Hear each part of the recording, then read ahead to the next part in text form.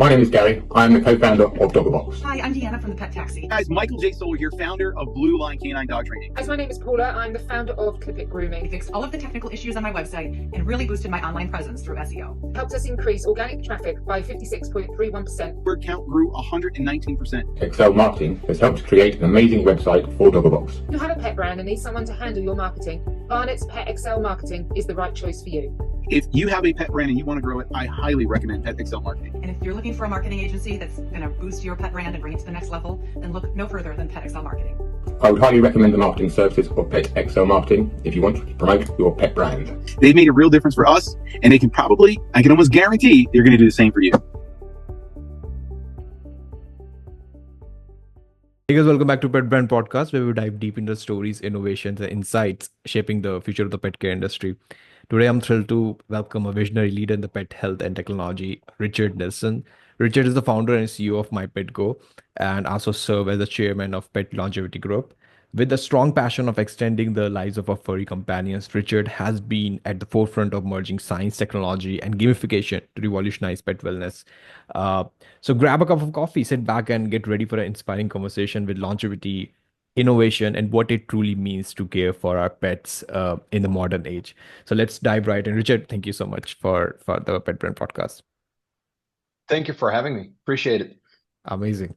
So yeah, to start things off, let's get to know the person behind the innovation. Richard, could you start by telling us a little about your journey and how you got started in the pet industry specifically?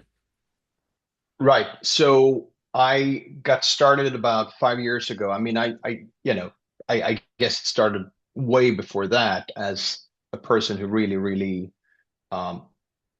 likes pets and loves pets, in particular canines. So that would be your dogs.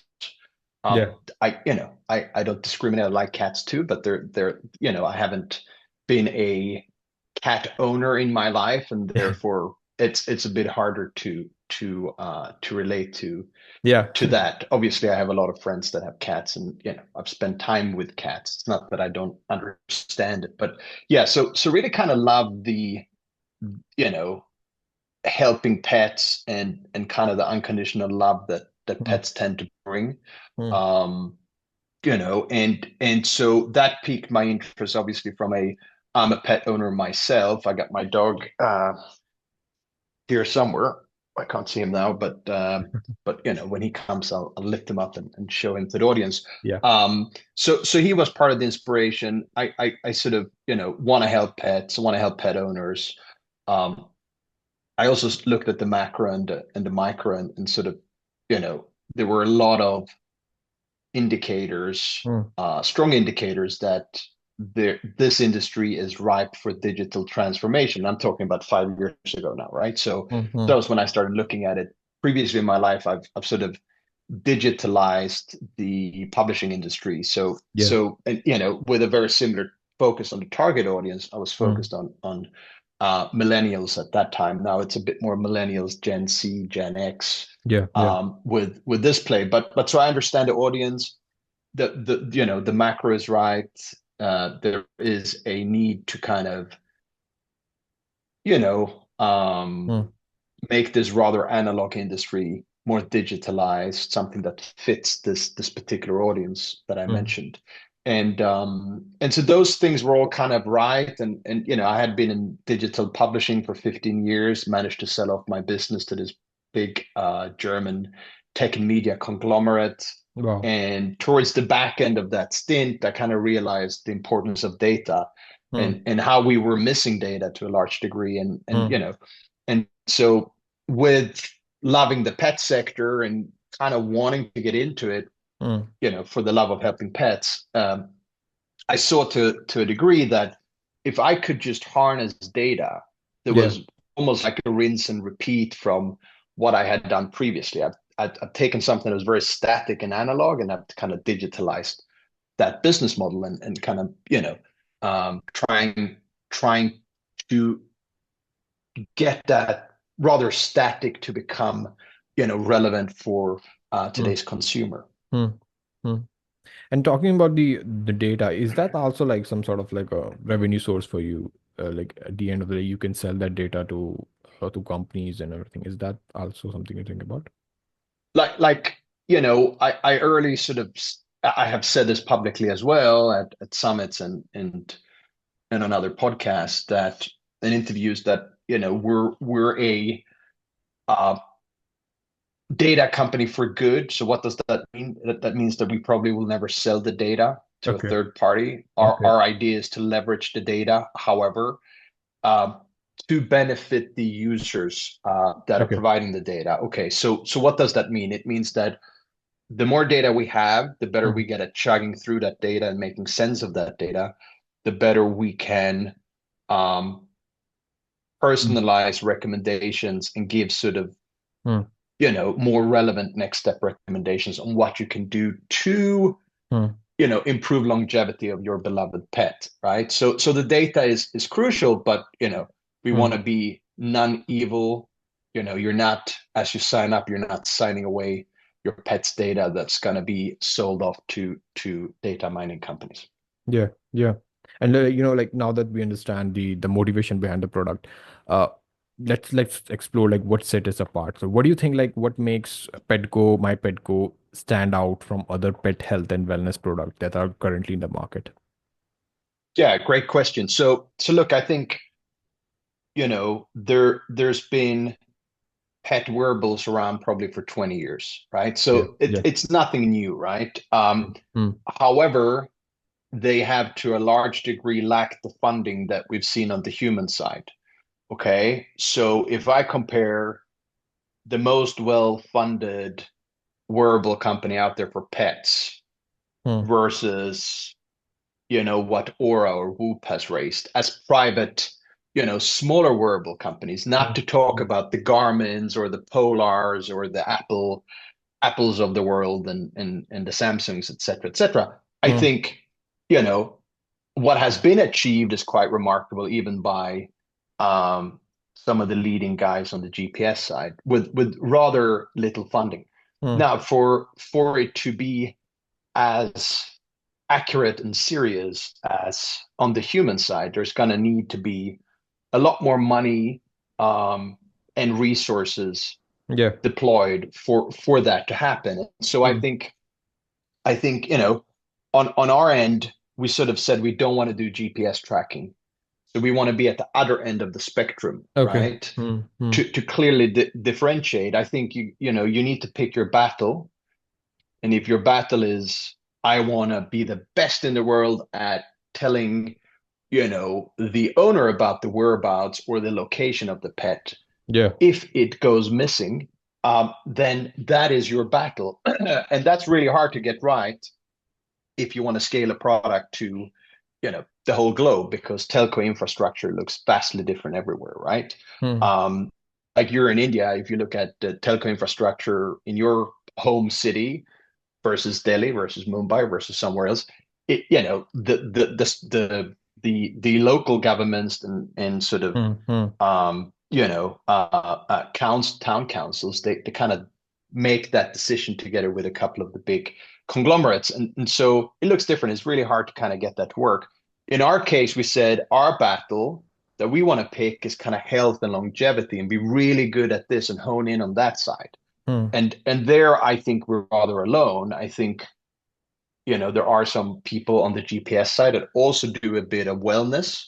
Mm. Mm. But, wellness is a very loose term. To me, Yeah. it's, Yeah. am I sending my dog down to the doggy Yeah. Yeah. It's very broad. spa, or, it's very broad, and Mm. so we're very specific. It's health. So Okay. we provide, Mm. health Mm. markers. Mm. And then we have a longevity-based program where we give the user daily tasks on what they can do across three core pillars, which is, essentially mobility. So that is rest, certainly very important as a longevity metric, especially for aging dogs, but also obviously movement, right? It's your exercise. The second pillar is nutrition and um, you know, hygiene, right? You know, if you want to look after a pet let's talk about canines or dogs here. Yeah.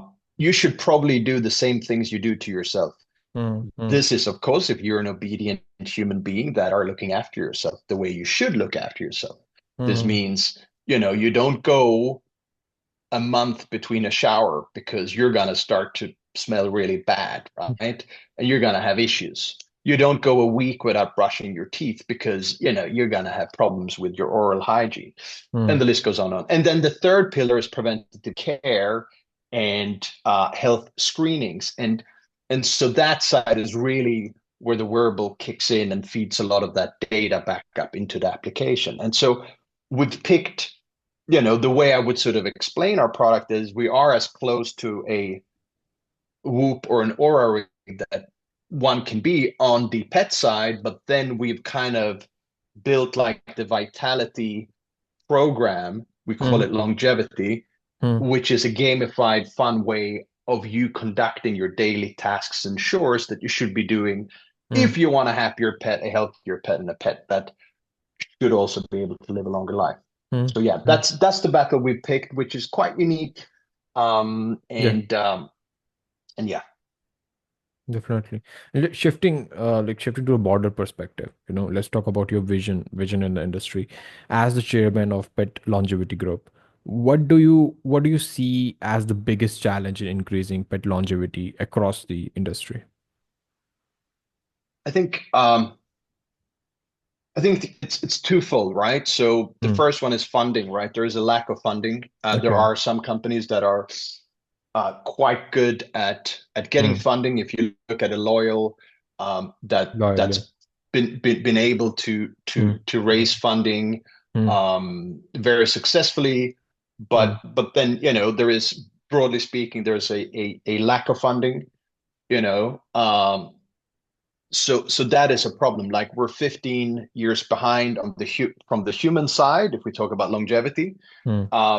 And a lot of the trends we see on the human side will, of course, kind of transmit down to the sort of furry side in due course. But it's going to require funding, and we're going to need a lot of funding faster. When I say we, I'm talking about the people that are going to really push this side, I think, are going to be entrepreneurs and startups rather than the multinationals or big conglomerates. And so I think it's vital that this group of individuals has better access to funding. The second problem, I think, is the multinationals and the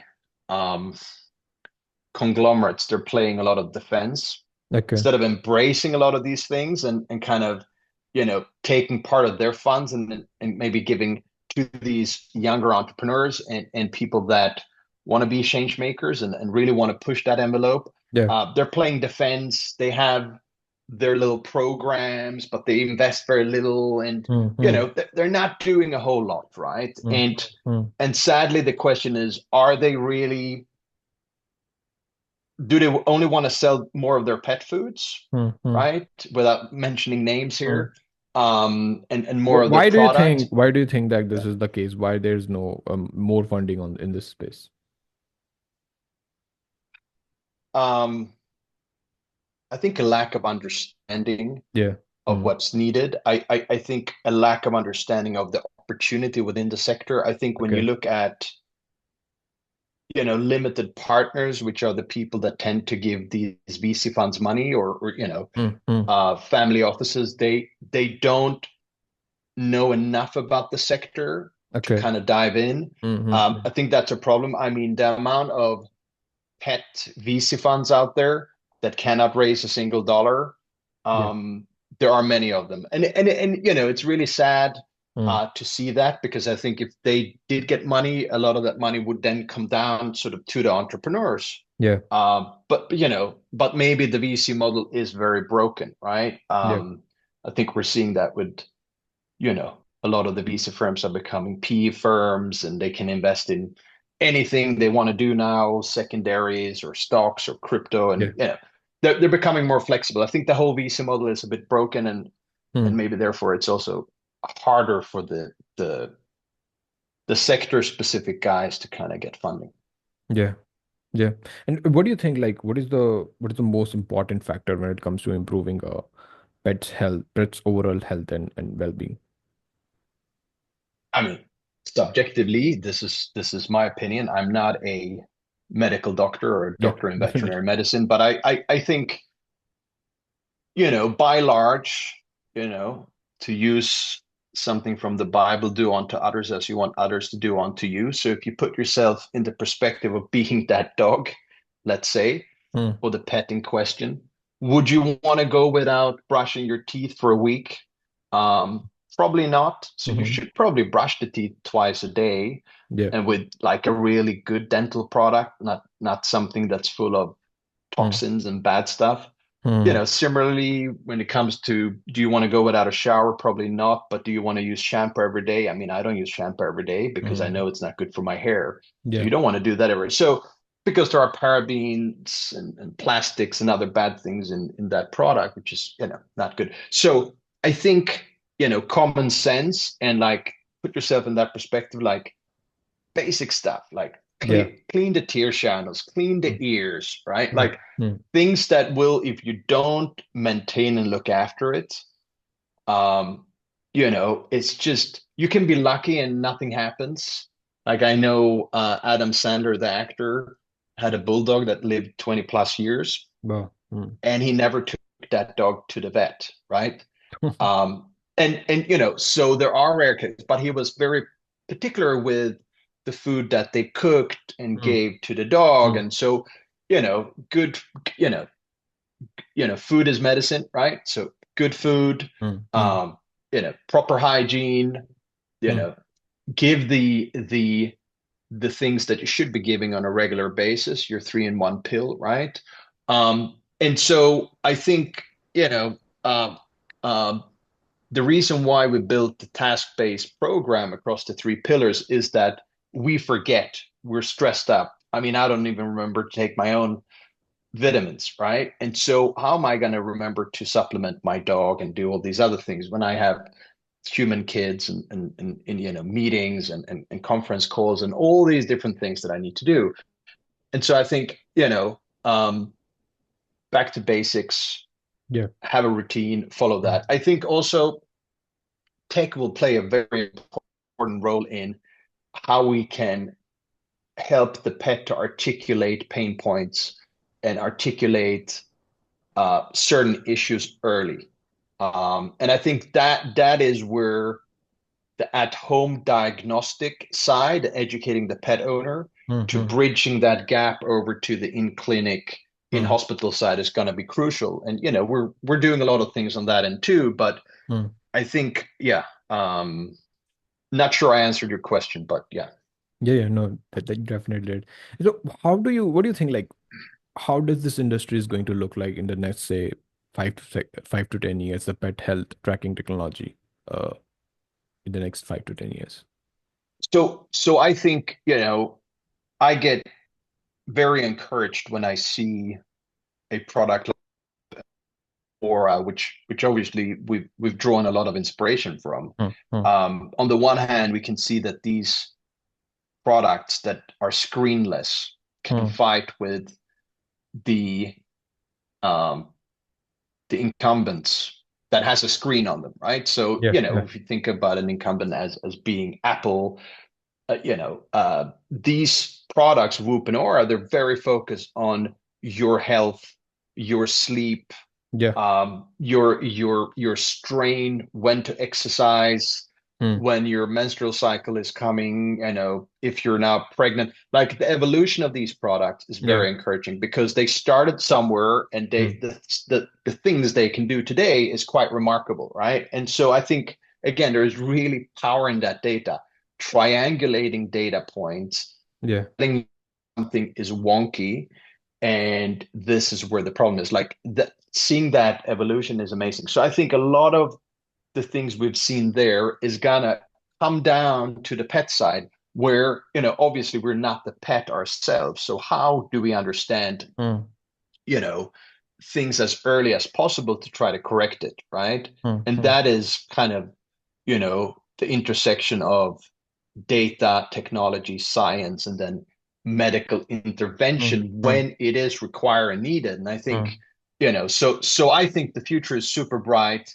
I think Aura, well, I know that Aura and Whoop are growing and they're improving the product. So I think as long as the pet wearables can get more funding Yeah. and improve the product and listen to the users and try to constantly improve, there's going to be a very bright future, and there's going to be many companies that can share that pie. There is a billion companion dogs and cats in the world, so there is a lot of pets to go after, and therefore there can be many winners in the sector. Mm-hmm. And it's because of all the humanization trend of the pets, right? Yeah, I think millennials are the largest group of pet owners, Mm-hmm. marginally, and then you got sort of Gen Z, Gen X kind of collectively sort of being bigger, but individually not. Baby boomers is kind of Yeah. getting older and dying obviously, and so I think that's a very data driven group of individuals. They grew up with smartphones. They grew up with they all didn't grow up with smartphones. I'm a millennial. I'm born 82, so I think millennials were 81. Yeah. So I'm a second year batch, but like I didn't grow up with a smartphone. Certainly, I grew up with the first Nokia 5100 or whatever it was, the banana one. And there were limitations to what one could do there. But I think when we talk about Gen X and Gen Z, they grew up with smartphones, right? They had a computer always, very data driven. Everything they do in their life kind of happens on this screen device. And so I think there's with that data driven approach, it's only natural to also listen to the data in terms of how do I better look after my pet? How do I better look after myself? How can I use wearable? How can I use sensor technology and AI models that kind of help with all these next step recommendations and corrections along the way? And along that way, I educate myself and I kind of know what to do next time because this problem kind of happened again, right? I think, that's. Yeah. And let's talk about the people and the pets you're helping right now. How has the response been for pet owners who have used MyPetGo? Like, can you share any memorable success stories? Yeah, I think coming back to that, we're really sort of stressed out individuals. We love our pets, but sometimes we forget to give that deworming tablet, or we forget to go for that health screening, and we forget to do a lot of things. So I think the combination of having a in-pocket pet assistant almost with all the reminders, with all the data, has been to a lot of these individuals very, very beneficial and rewarding. And so a lot of the feedback we're getting is, I love the fact that I can consolidate everything into one place and I can do everything in one place. I can go paperless. To those that feel that, being green is really important. I can share anything instantly with my vet directly over WhatsApp, any of the data. I can, share this information. And so I think the peace of mind and being able to consolidate has probably been the biggest successes. In terms of having stories where we've helped to save someone's life, like we haven't seen a lot of that. I'm sure it has happened, but we can't predict a heart attack, right?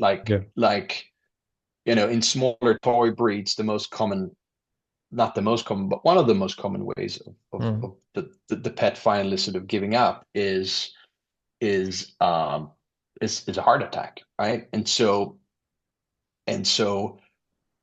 sometime in the future we will be able to predict this, but again, we're way behind the human wearables. We haven't had the same funding. We don't have 100 PhD individuals sitting in some lab and kind of tinkering with it yet. We will get there. We'll get there, I'm sure. But I think the success is really around consolidation and reminders and early indications. And what do you think, like, what has been the the biggest learning curve for you as a pet brand founder and the CEO of MyPetGo? Well, I mean, I guess nothing is impossible. Yeah. Um, is quite true. I mean, there's been multiple times where Hmm. I've been told by the old guard in the industry that you cannot do this. Yeah. Um, and I say, well, you can, Hmm. Hmm. So do because you have there like are. a co-founder with you or a team who is doing this? Yeah, yeah, Yeah. yeah. So we have a team, Hmm. and we're distributed. So we get, you know, I got a lot of my AI engineers are in Okay. Delhi. Wow. Wow. A lot of my software engineers are in Vietnam, in Da Nang. Wow. Okay. My chief veterinary officer is in New York, Okay. and the guys working on the hardware side is down in the south of the US. So, we're all over. We got the Wow. COO in the UK. I'm in Barcelona, in Spain. We are probably setting up a new HQ in Texas, in Wow. Houston. Hmm. And there's going to be a very strong focus on the US market. But I think, there are no sensors that you can put into a small device that is like as small as a AirPod case, Hmm. Hmm. um, where those sensors can read heart rate, or they can read pulse rate, or they can Hmm. read respiration. Like those sensors do not exist, Hmm. right? Hmm. So how do you do it? So you got to use other type of sensors, Okay. and you have to extrapolate certain values from the sensors, the Hmm. sensor values. But Hmm. the sensor values are just, numbers essentially. Yeah. And they look at some type of movement. And Hmm. then those in combination with AI models, they need to then be fed into an AI model Hmm. where you mimic, let's say, ECG or EKG. Uh, and so it's a very difficult thing to get right, like the underlying science is ballistic cardiography, Hmm. but and on the human side, they use PPG, which is a very different type of way of looking at how the blood is shifting under your skin, Hmm. right? So you have Hmm. these green lights that kind of, Hmm. regardless of if it's an Aura or a Whoop or an Apple or a Samsung Galaxy or whatever it is, the PPG is what they all use. We can't use that. We're dealing with, thick Yeah. hair, so we have to use a different size. But yes, I've been told that a lot of the things that we are using is, or that we try to do from the old guard is like, no, that's very, you can't do that. Or people in the wearable industry that said, it's impossible. You cannot do that. And Yeah. and so, but it works for like, 85, 90% from the ground truth Hmm. comparing to Hmm. medical devices at the veterinary clinic. Hmm. But we don't need to be 100%. Where we need to be 100% is the fluctuations. As Okay. it fluctuates and it's out of range, Hmm. we can tell you this particular health marker is not out of range, and then we observe that value, and if it's still out of range within a sort of a period of time, and we deem that dangerous, that's when we send you a second notification with like next step recommendations, Hmm. Hmm. buttons you can click your way through and Hmm. connect to a televet, to your own vet. You can share all this data. Hmm. And so, yeah. Yeah. And what does the revenue model looks like? It's subscription, selling the hardware. It's a subscription model. Primarily, we've done more B2B partnerships, Okay. Hmm. where we do an end-to-end white label, so you wouldn't even know it's powered by us. I Okay. mean, I Wow. guess on all of the wearables on the back it says MyPetGo somewhere, but Yeah. but packaging, Hmm. applications, Hmm. everything is kind of built by us, Hmm. but then reskinned and rebranded for that particular partner. Okay. We are doing a relatively big push with a different brand. Um, it's again, we're kind of white labeling to ourselves, and that's going to be our direct to consumer push. So Okay. MyPetGo will remain kind of B2B to C focused, and Okay. that's the ecosystem.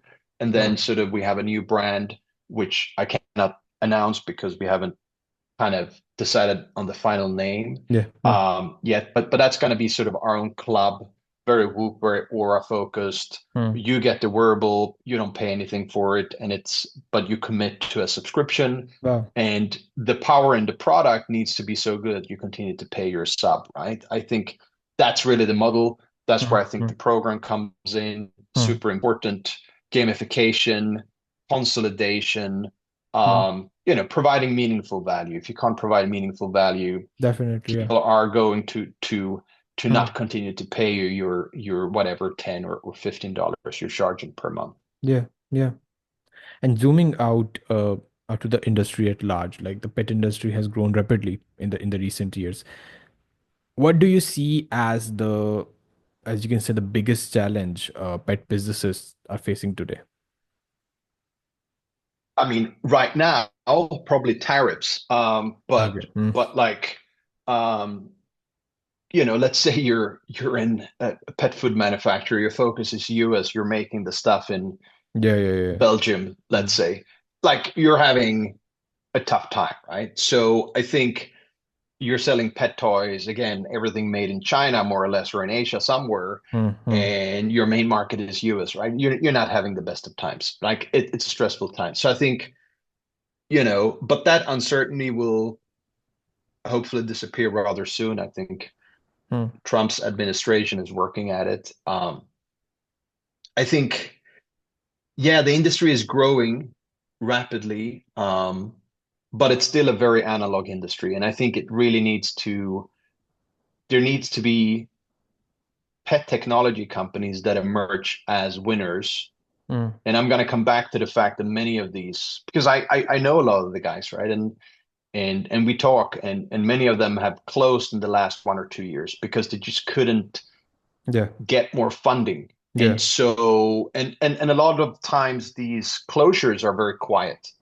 So they don't say anything. It just, but because I've been building this group, Pet Longevity Group, where we're consolidating assets to kind of create a network of frontier digital assets that can kind of coexist, but also really help each other. A lot of them have come to me and asked if I wanted to pick up their pieces. And so, and I'm not going to mention any names, but it's rather sad. So I think, real proper funding to a lot of these guys so they can see through thick and thin and kind of see their venture to their fullest ambition, right? I think that's going to be super important. And I think the job of the conglomerates is really to kind of help with that funding and the broader sort of financial industry, everybody who is investing in anything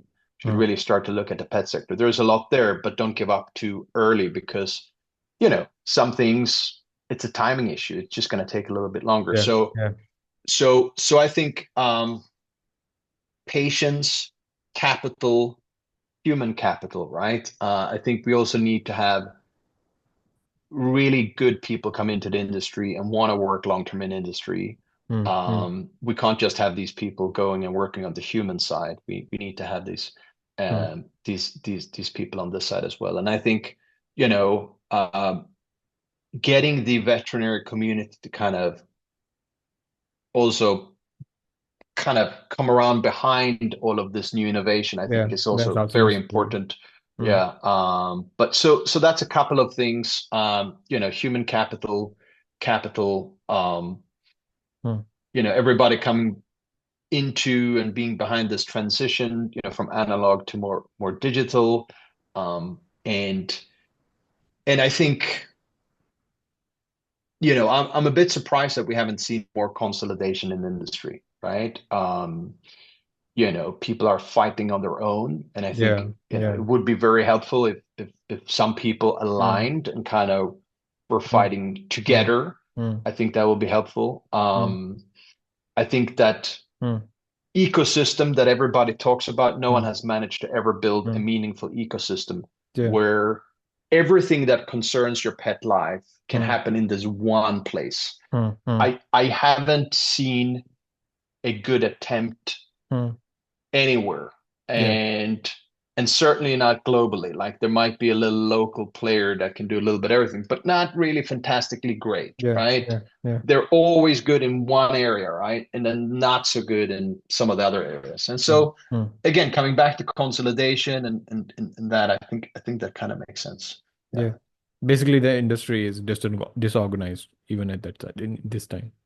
I mean, I think it's super disorganized. Mm, mm, I go to these summits and sometimes I speak or sometimes I sit in a panel mm, mm. and um and I think the people organizing the summits themselves are not always super organized and the Yeah. topics are they're off topic, let's say. And and if you go to the equivalent on the human side, it is very disciplined, Mm, mm. very focused, um, amazing keynote speakers. And again, so I'm sort of saying like one of the issues is we also need some fantastic human capital to come into Yeah, the yeah. industry Mm, mm. because I think a lot of people get drawn into the industry with the intention of I just want to help because I Mm, love pets. And while that is part of the reason why I'm in it too, mm. but I'm first and foremost a businessman, right? So I I, Yeah. I do want this to be a real good, viable business. And so I think if the fittest AI people is working on human AI and AI for humans, Yeah, but yeah. none of these guys are ever going to come in on our side, Yeah, yeah. it's not going to benefit our industry, broadly Mm, speaking. So I think that's super important. Yeah. mm, mm. And let's touch on the like a human side of building my pet go to. So how do you approach hiring and building a team that shares your passion for pet health and wellness? Yeah. So good question. I think pretty much everyone is a pet owner. I think that's a good starting point, right? So I think being able to relate to Mm, the problems we're solving and the job that we need to do together, mm, the job to be done. I mm. think I think that's a good starting point. I think the second starting point is um, trying to find experienced people, right? Yeah. So I don't look very much at education. Mm, I mean, mm. there are certain roles where you have to look at education. Like you bring a vet on board, it's probably good that it's actually Yeah. someone who finished up Vet school. Yeah. and has a real degree, a real DVM. But Yeah. I think tech is quite loose on its own, and a lot of people are self-taught. So I've looked a lot at experience and tried to assemble a team that Mm. bear in mind we were built during the pandemic, so we really had no choice than to be Yeah. a To be remote. distributed Yeah. team. Mm.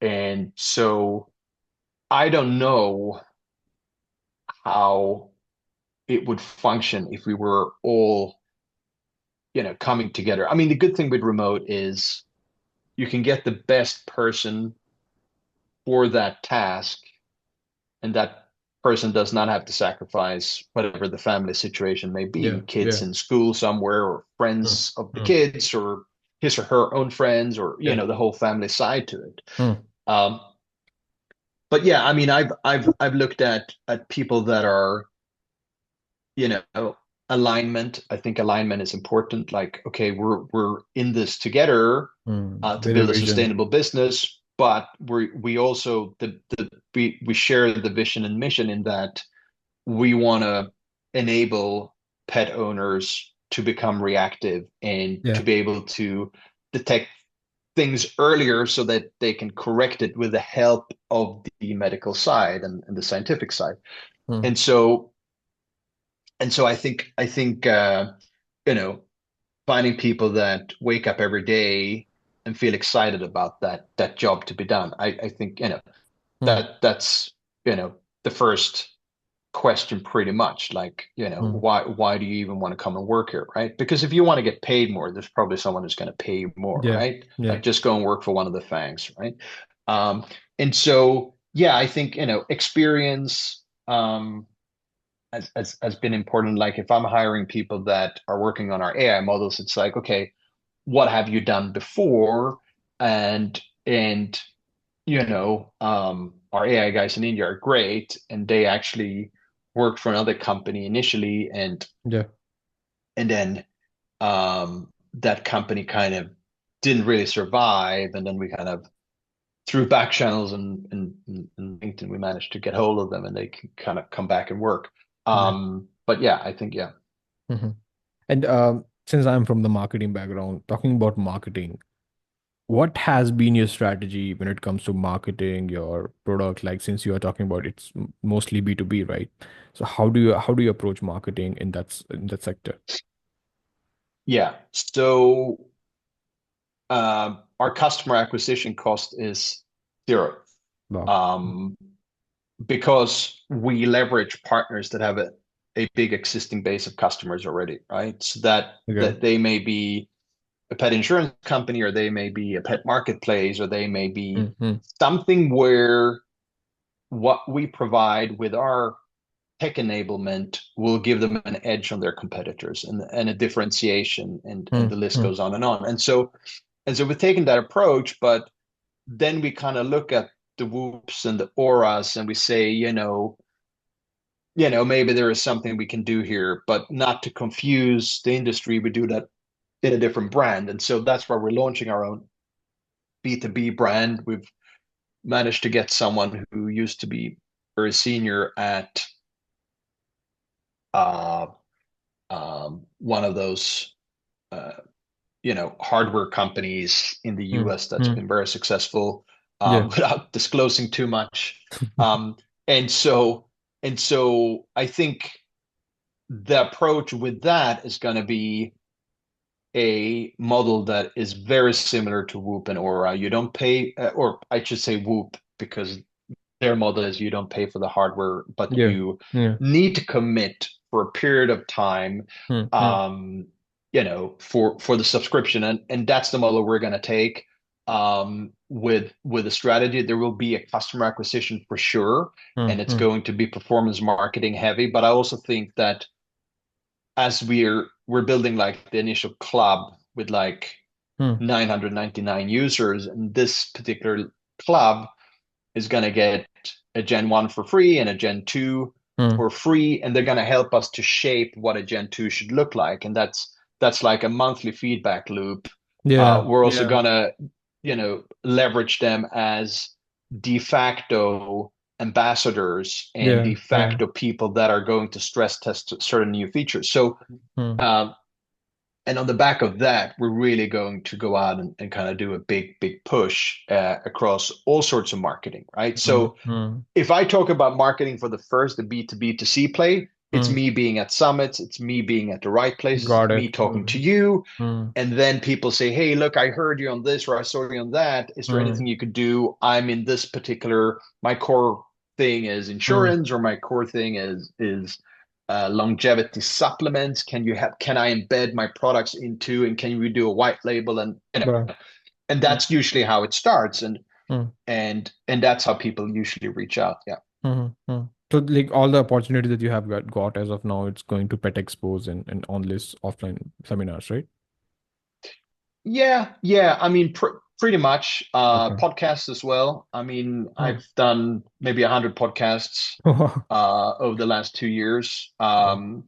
Not all are pet specific. A lot of them Okay. are like, AI, or, AI for the future, and all these different things. But, Okay. someone has heard it, seen it, is in the Okay. pet industry, and kind of reach out on LinkedIn. It's Okay. been a lot of that. So, I mean, I welcome that. I think that's great. Mm. Um, and but yeah, I think we're also rebuilding the web and rebuilding the outreach for lead gen in terms of B2B to C. I think there's a lot we can do there too. Yeah. So we're looking at rebuilding that, because the current web is just an old placeholder that's not very nice or accurate. Yeah. All the app images are an older version, and like it's not where it should be. So, Mm. but that's coming in the next 1 or 2 months. There's a refresh, rebrand. Mm. There's a new D2C push, probably starting in October this year, Mm. with that new club that we're launching. So, we're quite excited about where we're taking this, and there are some other very interesting conversations on the table. Um, we're talking to some other people where we will potentially power them and their initiatives. Yeah. Mm. Love it. Love it. And guys, that brings us to the end of another episode of Pet Brand Podcast. Richard, thank you so much for joining us today.